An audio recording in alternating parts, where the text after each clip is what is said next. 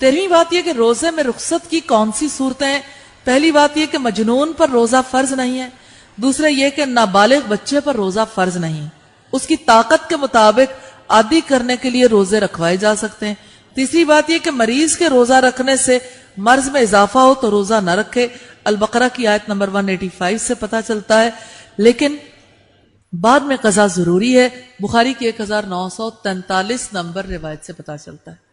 چوتھی بات یہ کہ حاملہ اور دودھ پلانے والی عورتیں روزہ رکھنے میں تکلیف محسوس کریں یا بچے کو نقصان پہنچنے کا اندیشہ ہو تو روزہ چھوڑ سکتی ہیں، بعد میں قضا ضروری ہے،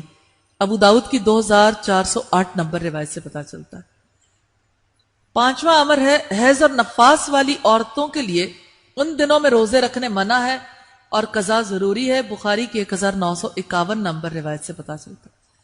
چھٹی بات یہ کہ جو روزہ رکھنے کی طاقت نہ رکھے، دائمی مریض جس کی صحت کی امید نہ ہو یا بہت بوڑھا جس کی طاقت ختم ہو جائے، وہ ہر روز ایک مسکین کو کھانا کھلا دیں، یہ فدیہ روزے کے قائم مقام ہے، اس پر قضا نہیں ہے، دارقطنی کی روایت ہے والیوم 2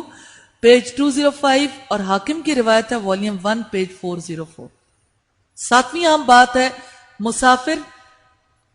روزہ چھوڑ سکتا ہے لیکن قضا ضروری ہے، بخاری کی 1943 نمبر روایت سے پتہ چلتا ہے۔ اور آٹھویں بات یہ کہ ہمیشہ سفر میں رہنے والے، ملازمت کے سلسلے میں ایک شہر سے دوسرے شہر تک کا سفر کرنے والے یا ڈرائیور وغیرہ روزہ چھوڑ سکتے ہیں لیکن قضا ضروری ہے، بخاری کی روایت ہے 1942۔ اور نویں بات ہے اضطراری حالت، کہیں آگ لگ جائے اور انسانی جانوں کو بچانے کا کام کرنا پڑے یا ڈوبتے شخص کو بچانا پڑے اور روزہ توڑے بغیر کوئی کام کرنا مشکل ہو تو روزہ توڑنا جائز ہے لیکن بعد میں قضا ضروری ہے۔